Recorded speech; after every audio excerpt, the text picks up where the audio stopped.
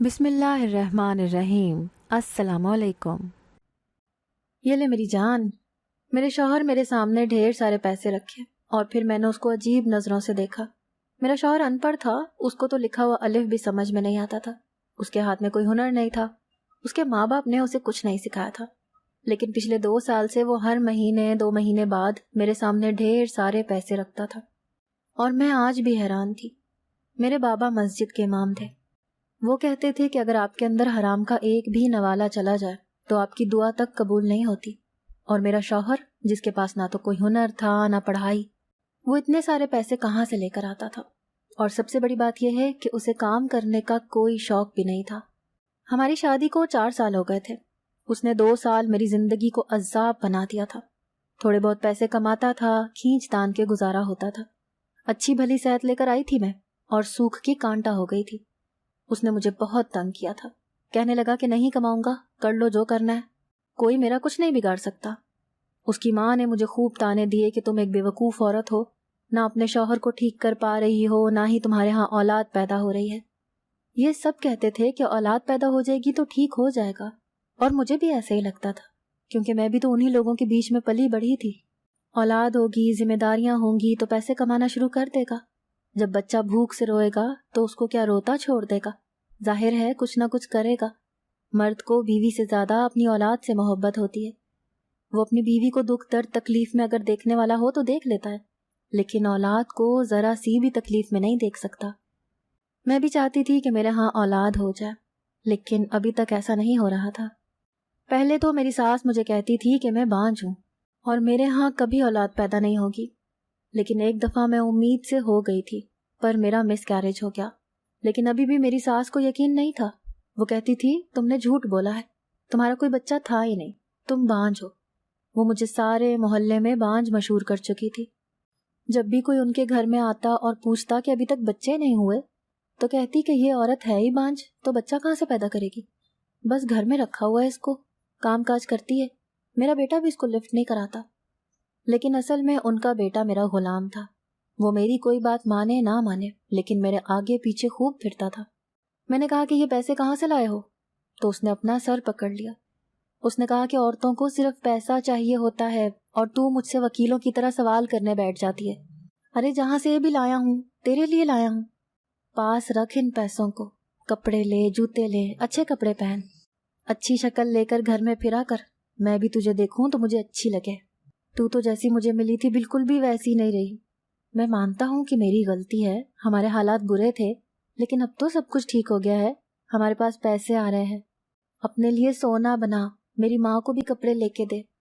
देख मैंने पैसे तेरे आगे रखे हैं, अपनी माँ को नहीं दिए। मैं चाहता तो अपनी माँ को भी दे सकता था, लेकिन सारे पैसे मैंने तेरी हथेली पर रखे हैं, क्योंकि मैं एक अच्छा शौहर हूँ और अच्छे शौहर पैसे लाकर अपनी बीवी के हाथ पर ही रखते हैं। और तुम जानो और ये पैसे जाने, मैंने तो तुझसे हिसाब भी नहीं मांगना। मैंने कहा कि तू मुझे जब तक ये नहीं बताएगा कि ये पैसे किस मद में लेकर आया है, मैं इनको खर्च नहीं करूंगी। उसने कहा कि तुझे क्या लगता है, मैं शक्ल से तुझे चोर लगता हूँ क्या, या मैंने कहीं डाका मारा है? अरे इतनी हिम्मत कहाँ है मेरे अंदर, एक मक्खी तो मार नहीं सकता मैं। मैंने कहा कि फिर भी आजकल के दौर में हलाल के पैसे इतने नहीं आते। हलाल के पैसों से तो सिर्फ 2 वक्त की रोटी पूरी होती है, तू इतने सारे पैसे कहाँ से लेकर आ जाता है? उसने कहा कि देख रजिया, अगर आइंदा तूने इस तरह से इस तरह की बातें की तो मैं सारे पैसे अपनी माँ के हाथ पर रख दूंगा, फिर फकीरों की तरह उनके पीछे फिरती रहना कि मुझे पैसे चाहिए। मैं खामोश हो गई और मैंने पैसे जाकर वहीं पर रख दिए जहाँ पहले और भी पड़े हुए थे। मेरा शौहर वाकई मुझसे हिसाब किताब नहीं मांगता था, उसको कोई परवाह नहीं होती थी। वो हर महीने 2 महीने बाद ढेर सारे पैसे ले आता था। मैंने कहा कि मेरा इलाज क्यों नहीं करवाता, अभी तक औलाद नहीं हो रही है। उसने कहा कि तू अपना इलाज करवा ले, पास ही तो अस्पताल है, वहां पे चली जा, जितने मर्जी पैसे लगा, कोई मसला ही नहीं है। मैंने कहा कि क्या सारी जिंदगी ऐसे ही पैसे आते रहेंगे? उसने कहा कि हाँ, सारी जिंदगी पैसे आते रहेंगे। उसने अपने मुंह में माचिस की तीली डाली और टांग पर टांग चढ़ा के चारपाई पे लेट गया। कहने लगा आज अच्छा सा खाना बनाना, बिरयानी जरूर बनाना और कोरमा भी बनाना। अरे जिस दिन कमाई होती है उस दिन तो बंदा अच्छा खाना खाए ना, इतना तो जायज है। आगे पीछे दाल रोटी बना लिया कर, थोड़े पैसे जमा भी कर लिया कर। कब तक इस किराए के घर में बैठे रहेंगे? अरे अपना घर बना लेंगे, مجھے میرے شوہر کی کوئی بات سمجھ نہیں آتی تھی، وہ نہ جانے کیا کہتا تھا اور کیا کرتا تھا، پر مجھے اتنا ضرور پتا تھا کہ یہ پیسے کسی غلط کام کی بدولت ہی اس گھر میں آ رہے ہیں، کیونکہ صحیح کام کے بدلے کبھی بھی اتنے پیسے نہیں ملتے۔ میرا شوہر پورے مہینے 1.5 مہینے گھر میں ہی پڑا رہتا تھا، آرام کرتا رہتا، اور مہینے 1.5 مہینے بعد 1-2 دن کے لیے کہیں جاتا اور اتنے سارے پیسے لے کر آ جاتا۔ میں نے تو بس اللہ سے ایک ہی دعا مانگی تھی کہ مجھے اولاد مل جائے، اور پھر ایسا ہی ہوا، مجھے واقعی خوشخبری مل گئی، اللہ نے میری دعا قبول کر لی۔ لیکن میں اس دفعہ بھی بہت ڈری ہوئی تھی، کیونکہ پچھلی دفعہ بھی تو ایسے ہی ہوا تھا، اور ڈاکٹر کے پاس گئی تو ڈاکٹر نے کہا کہ سب کچھ ٹھیک ہے، ابھی تو بہت شروع کے دن ہے، آپ ابھی سے آ گئی ہیں، اچھی بات ہے، آپ کو اپنی پرواہ ہے، آپ نے بس اپنا بہت زیادہ خیال رکھنا ہے، دوائیاں کھانی ہیں، ٹینشن نہیں لینی، پریشان نہیں ہونا، سب کچھ ٹھیک رہے گا۔ میں نے کہا کہ ٹھیک ہے۔ ڈاکٹر نے مجھے دوائیاں دے دی، لیکن اس نے کہا تھا کہ کوئی مسئلہ نہیں ہے، سب کچھ ٹھیک رہے گا، آپ کی صحت بھی اچھی ہے۔ میں بہت خوش تھی۔ میں نے جب یہ بات شوہر کو بتائی تو وہ بھی بہت زیادہ خوش ہوا۔ اس نے کہا کہ بیٹا آئے گا میرا بیٹا بھی میرے ساتھ یہی کام کرے گا۔ میں نے کہا کہ کون سا کام کرتے ہو تم اور بیٹے سے بھی کروانے کے خواب دیکھ رہے ہو؟ بیٹے کی ماں کو تو بتا دو کہ وہ کام ہے کون سا۔ اس نے کہا کہ بیٹے کی ماں کو بتا دیا تو بیٹے کی ماں کا لیکچر سننا پڑے گا، اور ابھی لیکچر سننے کے موڈ میں نہیں ہوں، ابھی تو مجھے میری پیاری بیوی کو بازار لے کر جانا ہے، اچھا سا کھانا کھائیں گے، کپڑے خریدیں گے، بچے کی شاپنگ کریں گے۔ میں نے کہا کہ ابھی سے بچے کی شاپنگ کرو گے؟ اس نے کہا کہ ہاں ابھی سے۔ میں بھی تو عورت تھی، محبت اور پیار کی ترسی ہوئی تھی، ایسی لڑکی جس کو ہمیشہ یہ کہا جاتا ہے کہ شادی کے بعد کر لینا، تمہیں جو بھی کرنا ہے، تمہارے نخرے تمہارا شوہر اٹھائے گا، اپنے شوہر کے ساتھ سیر کرنے جانا، ہوٹلوں پہ جانا، مزے کرنا۔ اور پھر ہم جیسی لڑکیوں کی شادی کسی ایسے گھر میں ہو جاتی ہے جہاں پر یہ سب کچھ نہیں ہوتا۔ شروع کے 2 سال میں بھی تو ایسا کچھ نہیں تھا، میرا شوہر مجھے پوچھتا بھی نہیں تھا، لیکن اب اس کے پاس پیسے تھے تو اس نے کہا کہ چلو سیر کرنے چلتے ہیں، تو میں بھی خوش ہو گئی۔ ہم دونوں باہر چلے گئے، ہم نے فلم بھی دیکھی، اچھا سا کھانا بھی کھایا، شاپنگ بھی کی، اب کھڑے ہوئے آئس کریم کھا رہے تھے۔ اس نے کہا کہ پاگل، میں تجھ سے بہت محبت کرتا ہوں، تم بہت زیادہ خوبصورت ہو، میری بیوی ہو، اور اب تو میرے بچے کی بھی ماں بننے والی ہو، لیکن جب مرد کی جیب میں پیسے نہیں ہوتے نا تو اس سے محبت نہیں مانگتے، وہ محبت بھی نہیں دے پاتا، بس تو خوش رہا کر۔ ڈاکٹر نے بھی تجھے یہی کہا ہے نا کہ تو نے خوش رہنا ہے؟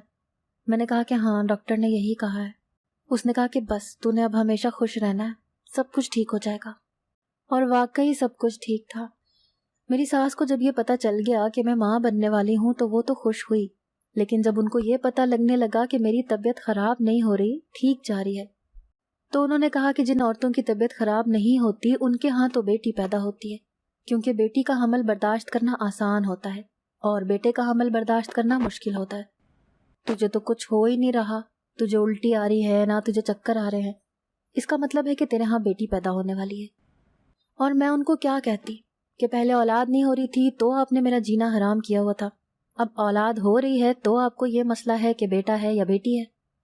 میں کچھ بولنے والی تھی کہ یہ بات میرے شوہر نے سن لی، اور زندگی میں پہلی بار اس نے میرا ساتھ دیا، اور اس نے کہا کہ امی اللہ کا شکر کریں کہ اولاد ہو رہی ہے، آپ نے تو اس کا جینا حرام کر کے رکھا تھا، اب آپ کو یہ مسئلہ ہے کہ بیٹا ہوگا یا بیٹی ہوگی، جو بھی ہوگا ہمارا ہوگا، ہم اس کا خیال کر لیں گے، آپ نے گود میں اٹھانا ہوا تو آپ اٹھانا، نہیں اٹھانا ہوا تو بے شک نہ اٹھانا۔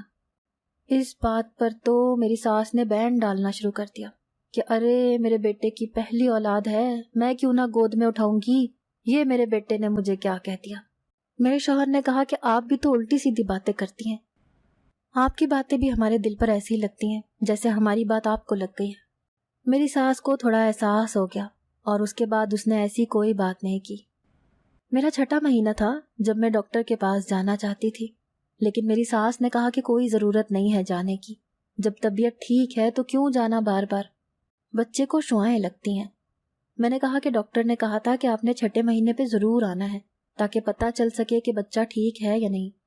میری ساس نے کہا کہ بچہ ٹھیک ہے، اگر بچہ ٹھیک نہیں ہوتا تو پھر تیرے ساتھ کوئی مسئلہ بنتا، کوئی ضرورت نہیں ہے جانے کی، کبھی میری بھی کوئی بات مان لیا کر۔ میری ساس نے تو میرے شوہر کو بھی یہ بتا دیا۔ میرے شوہر نے کہا کہ ٹھیک ہی تو کہہ رہی ہیں امی، انہوں نے بھی بچے پیدا کیے ہیں، جب کوئی مسئلہ نہیں ہے تو جانے کی کیا ضرورت ہے۔ میں نے کہا کہ لیکن میں بچہ گھر میں پیدا نہیں کروں گی، مجھے ہسپتال جانا ہے۔ میرے شوہر نے کہا کہ ہاں بالکل، میں تجھے ہسپتال میں ہی لے کر جاؤں گا، تو فکر کیوں کرتی ہے، تو بس خوش رہا کر۔ میرے شوہر نے مجھ سے وعدہ کیا تھا کہ وہ مجھے سوات کے سب سے اچھے ہسپتال میں لے کر جائے گا، کیونکہ یہ میرا پہلا بچہ تھا اور اتنی مشکلوں کے بعد پیدا ہو رہا تھا۔ میں نہیں چاہتی تھی کہ کوئی بھی مسئلہ بنے۔ ہمارے پچھلے محلے میں ایک عورت رہتی تھی جس کے ساتھ ایسا ہی ہوا تھا۔ اس کی ساس نے کہا تھا کہ بچہ تو گھر میں ہی پیدا ہوگا اور نارمل ڈیلیوری ہی ہوگی، جبکہ کیس اس کا ہسپتال والا تھا، لیکن وہ اسے ہسپتال نہیں لے کر گئے تاکہ ان کا خرچہ نہ ہو، اور اسی طرح وہ بیچاری گھر میں بہت زیادہ تکلیف برداشت کرتی رہی۔ اللہ نے اس کی جان تو بچا لی، لیکن اس کا بچہ اس دنیا سے چلا گیا، اور میں ایسا نہیں چاہتی تھی۔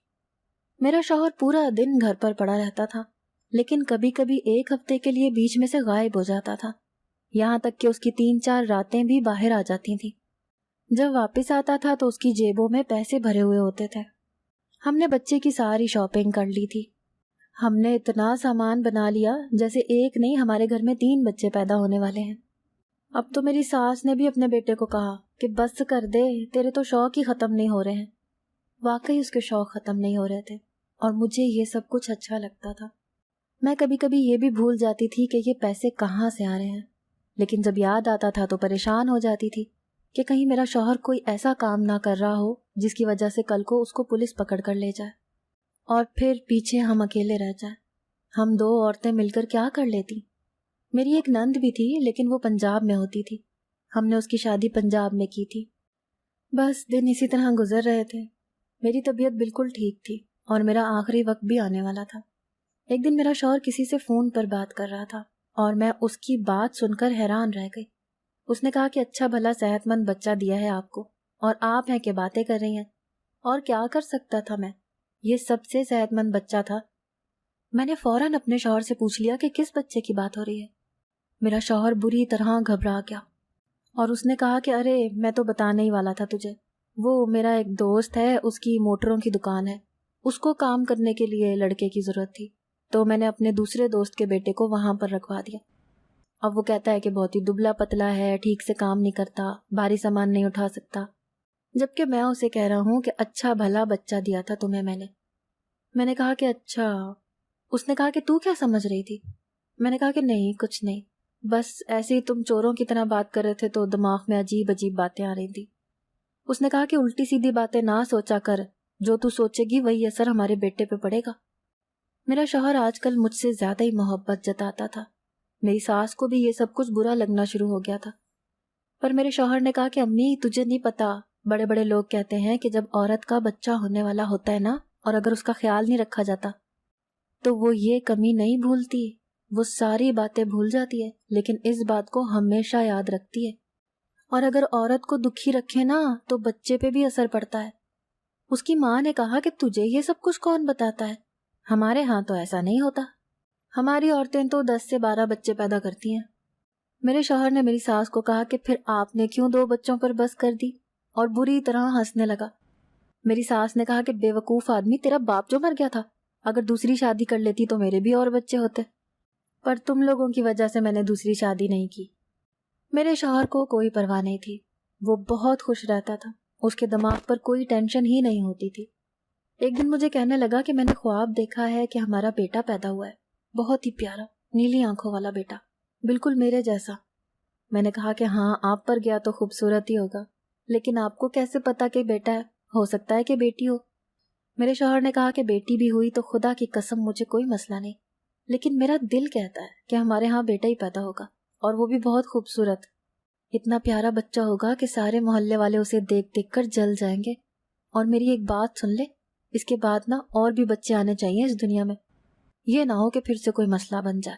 میں نے کہا کہ پہلے ایک تو خیر سے آ جائے۔ میرے پیٹ میں بہت زیادہ درد ہو رہا تھا۔ اس نے کہا کہ کیا بات ہے؟ میں نے کہا کہ مجھے درد ہو رہا ہے۔ مجھے لگا کہ نارمل روٹین کا درد ہے، لیکن میرا وقت آ گیا تھا۔ مجھے سوات کے میٹرنٹی ہسپتال میں لے گئے، وہاں پہ پہلے سے ہی ڈاکٹر بھی موجود تھی۔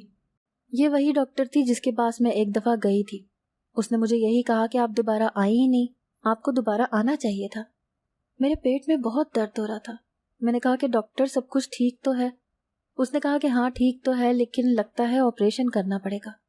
میں نے کہا کہ آپ کو جو بھی کرنا ہے کریں، ہمیں کوئی مسئلہ نہیں ہے، بس مجھے اور میرے بچے کو بچا لیجیے گا، کیونکہ اگر میں مر گئی تو میرے بچے کا خیال کون رکھے گا؟ ڈاکٹر نے کہا کہ آپ اس ٹائم پہ ایسی باتیں سوچ کر اپنے آپ کو پریشان نہیں کرو، نہیں تو بلڈ پریشر بڑھ جائے گا۔ وہ لوگ مجھے آپریشن تھیٹر میں لے گئے۔ انہوں نے مجھ سے پوچھا کہ آپ نے پورا بے ہوش ہونا ہے یا آدھا؟ میں نے کہا کہ نہیں، میں نے پورا بے ہوش نہیں ہونا، میں نے آدھا بے ہوش ہونا ہے۔ میں اپنے بچے کو سب سے پہلے دیکھنا چاہتی ہوں، بڑا منت و مرادوں کے بعد پیدا ہونے والا بچہ ہے یہ۔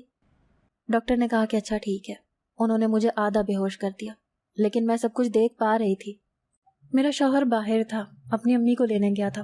آج ہسپتال میں زیادہ رش نہیں تھا کیونکہ بارش کا موسم تھا، لیکن 2 ڈاکٹرز جو اندر موجود تھیں انہوں نے میرا آپریشن شروع کر دیا۔ مجھے تو کچھ محسوس ہی نہیں ہو رہا تھا، لیکن تھوڑی دیر کے بعد جیسے ہی بچے کے رونے کی آواز آئی، ساتھ ہی ڈاکٹرز کی چیخیں مارنے کی بھی آواز آئی، پھر کچھ سامان گرنے کی آواز آئی۔ میں نے کہا کہ کیا ہو گیا، کیا ہو گیا؟ وہ میرے بچے کو ہاتھ نہیں لگا رہی تھی، وہ مجھ سے بھی دور دور بھاگ رہی تھی۔ میں نے کہا کہ ہوا کیا ہے؟ اچانک سے میری بچے پر نظر پڑی اور میں بے ہوش ہو گئی۔ جب مجھے ہوش آیا تو میں اپنے کمرے میں تھی، میرا شوہر سر پکڑ کے بیٹھا تھا اور میری ساس بھی۔ بچہ جھولے میں پڑا تھا، مجھے اتنا تو نظر آ رہا تھا، لیکن مجھے بچے کی شکل نظر نہیں آ رہی تھی۔ ڈاکٹر نے میرے شوہر کو کہا تھا کہ آپ کا بچہ آپ کو اپنے ساتھ لے جانا پڑے گا، ہم کچھ نہیں کر سکتے، ہم اس کو کہاں رکھیں گے؟ میرے شوہر نے کہا کہ آپ ہی بتائیں، اگر آپ میری جگہ ہوتی تو آپ کیا کرتی؟ ڈاکٹر نے کہا کہ اللہ معاف کرے، میں آپ کی جگہ کیوں ہوتی؟ ضرور آپ نے کوئی گناہ کیا ہے، کسی کا دل دکھایا ہے، تبھی آپ کے ساتھ یہ سب کچھ ہوا ہے۔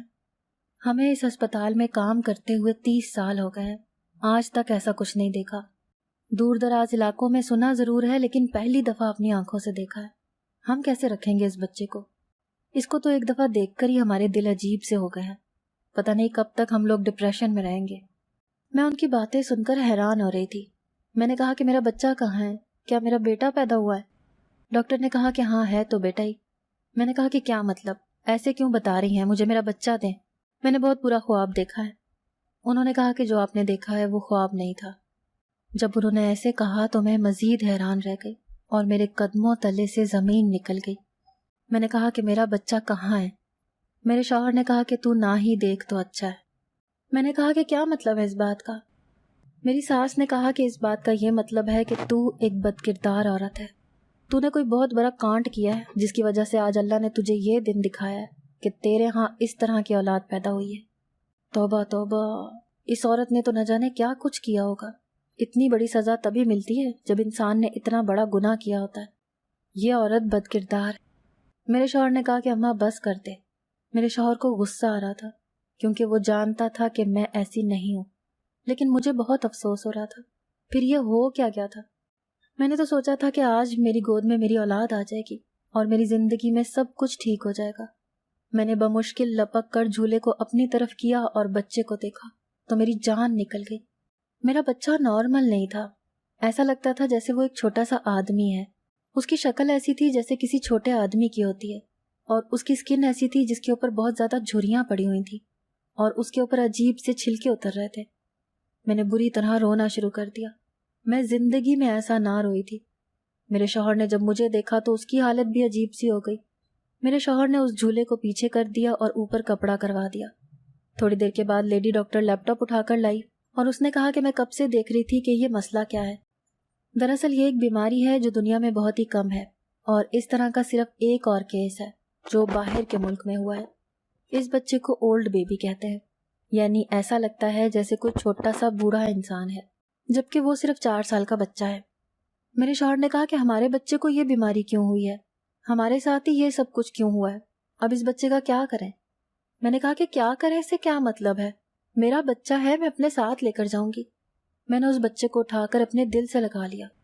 ماں کے لیے تو اولاد دنیا کی سب سے پیاری چیز ہوتی ہے، چاہے وہ جیسی بھی کیوں نہ ہو۔ میرے شوہر نے کہا کہ اس کو یہیں چھوڑ دے۔ ڈاکٹر نے کہا کہ نہیں، آپ ایسا نہیں کر سکتے۔ میں نے کہا کہ میں اس کو چھوڑ کے نہیں جانے والی، میں اسے ساتھ لے کر جاؤں گی، اور میں اسے اپنے ساتھ لے گئی۔ میں نے اپنے شوہر سے کہا کہ اگر تم اس بچے کو نہیں پالنا چاہتے تو بے شک مجھے طلاق دے دو، میں خود اپنے بچے کو پال لوں گی، لوگوں کے گھروں میں کام کر لوں گی، کچھ بھی کر لوں گی، لیکن اپنے بچے کو اکیلا نہیں چھوڑوں گی۔ یہ جیسا بھی ہے یہ میرا بچہ ہے، اس کو بیماری ہے، اس میں اس کا کوئی قصور نہیں ہے۔ ڈاکٹر کو یہ سمجھا دیا تھا کہ وہ اس بات کا کسی کو نہ بتائے۔ میں اپنے بیٹے کو لے کر گھر آ گئی۔ اسے دیکھ کر میرا دل بار بار رو رہا تھا، میرے آنسو نہیں رک رہے تھے، لیکن میں کچھ نہیں کر سکتی تھی۔ وہ بیچارہ ایسی ہی قسمت لے کر آیا تھا، اپنی قسمت میں یہی سب کچھ لکھوا کر لایا تھا۔ پتہ نہیں کس کے گناہوں کی سزا کاٹنے کے لیے آ گیا تھا معصوم۔ اس نے تو کچھ کیا بھی نہیں تھا، پھر اسے ایسی زندگی کیوں ملی تھی؟ میری ساس نے کہہ دیا تھا کہ اگر یہ عورت اس بچے کو اپنے ساتھ رکھنا چاہتی ہے تو اسے اس گھر سے نکال دو اور اسے طلاق دے دو، کیونکہ میں نہیں چاہتی کہ ہمارے سارے خاندان والوں کو اور اس محلے والوں کو اس کے بارے میں پتہ چلے۔ ہم پہاڑوں میں رہنے والے لوگ ہیں، یہ بات تو سارے علاقے میں پھیل جانی تھی۔ جیسے ہی میں نے طلاق کی بات کی، میرا شوہر اپنے گھٹنوں پر میرے سامنے گر گیا۔ میں اسے دیکھ کر حیران رہ گئی۔ اس نے پھوٹ پھوٹ کر رونا شروع کر دیا۔ اس نے کہا کہ یہ سب کچھ میری وجہ سے ہوا ہے، کیونکہ میں نے لوگوں کا دل دکھایا تھا۔ میں نے کہا کہ کیا مطلب؟ اس نے کہا کہ میں ایسے ہی وہ پیسے نہیں لے کر آتا تھا، میں یہاں سے پنجاب اور دوسرے علاقوں میں چلا جاتا تھا اور وہاں سے لوگوں کے بچوں کو اغوا کر کے بیچ دیا کرتا تھا۔ جب میں نے یہ بات سنی، میرے قدموں تلے سے زمین نکل گئی۔ میں نے کہا کہ کیا لوگوں کے بچوں کو بیچ دیتے تھے؟ اس نے کہا کہ ہاں، لیکن غریبوں کے بچوں کو امیروں کو بیچ دیا کرتا تھا۔ وہ تو زیادہ اچھی جگہ چلے جاتے تھے نا، ان کا زیادہ اچھے سے خیال رکھا جاتا تھا۔ اس دن تو نے مجھے جو بات کرتے ہوئے سنا تھا وہ بھی اسی حوالے سے تھی، لیکن میں چاہتا تھا کہ اللہ مجھے اولاد دے، اللہ مجھے بیٹا دے، پیارا سا بیٹا، خوبصورت سا، لیکن اللہ نے مجھے میری سزا دے دی۔ دیکھو میرے بیٹے کو، اس کو کیسی بیماری ہے، کیا زندگی ہوگی اس کی، کیسے رہے گا یہ، اس کا تو علاج بھی نہیں ہے۔ میں نے اپنے شوہر سے کہا کہ مجھے یقین تھا کہ تو کوئی غلط کام کرتا ہوگا، لیکن اتنا نہیں پتا تھا کہ تو اتنا زیادہ غلط کام کرے گا۔ تیری وجہ سے ہوا ہے یہ سب کچھ۔ اب دیکھ اپنی اولاد کو، یہی تیری اولاد ہے، یہی وہ اولاد ہے جو تجھے 4 سال بعد ملی ہے، جو تجھے چاہیے تھی۔ تیرا بیٹا ہے یہ، تیرا بیٹا۔ میں نے پھوٹ پھوٹ کر رونا شروع کر دیا۔ ہم دونوں نے ہی رونا شروع کر دیا۔ میرے شوہر نے کہا کہ وہ یہ کام چھوڑ دے گا اور جہاں بھی اس نے بچے دیے ہیں وہاں سے کسی طرح ان بچوں کو واپس لے کر ان کے ماں باپ تک پہنچانے کی کوشش کرے گا۔ میں نے کہا کہ اپنا ہی مچایا ہوا گند صاف کرنے کی تجھے کوئی بھی نیکی نہیں ملے گی۔ میں اپنے شوہر سے ناراض ہو گئی۔ میں نے اپنے بیٹے کو پالنا شروع کر دیا۔ وہ دیکھنے میں بہت عجیب لگتا تھا، لوگ اس کو دیکھتے تھے، الٹی سیدھی باتیں کرتے تھے، لیکن پھر بھی ہم میاں بیوی اس کو پال رہے ہیں اور ابھی بھی وہ ہمارے پاس ہے۔ ڈاکٹر نے کہا تھا کہ یہ بچہ 1-2 سال سے زیادہ نہیں نکالے گا، لیکن ماشاءاللہ سے 4 سال کا ہو گیا ہے۔ باقی سارے معاملوں میں وہ بالکل ٹھیک ہے، لیکن بس اس کو یہ جلد کی بیماری ہے جس کی وجہ سے وہ بہت ہی زیادہ عجیب لگتا ہے۔ لیکن ہمارے لیے تو ہمارا بیٹا ہے، میری اولاد ہے، میں کبھی اسے خود سے دور نہیں کروں گی، میں کر ہی نہیں سکتی۔ کوئی ماں اس قابل ہوتی ہی نہیں ہے کہ وہ اپنی اولاد کو اپنے سے دور کر سکے۔ اگر آپ کو آج کی ہماری کہانی پسند آئی ہے تو اسے لائک کیجیے اور اپنے پیاروں کے ساتھ شیئر کیجیے، اور ہاں، اگر ابھی تک آپ نے ہمارا چینل سبسکرائب نہیں کیا تو ضرور کیجیے۔ ملتے ہیں کل ایک نئی اور دلچسپ کہانی کے ساتھ، تب تک کے لیے اللہ حافظ۔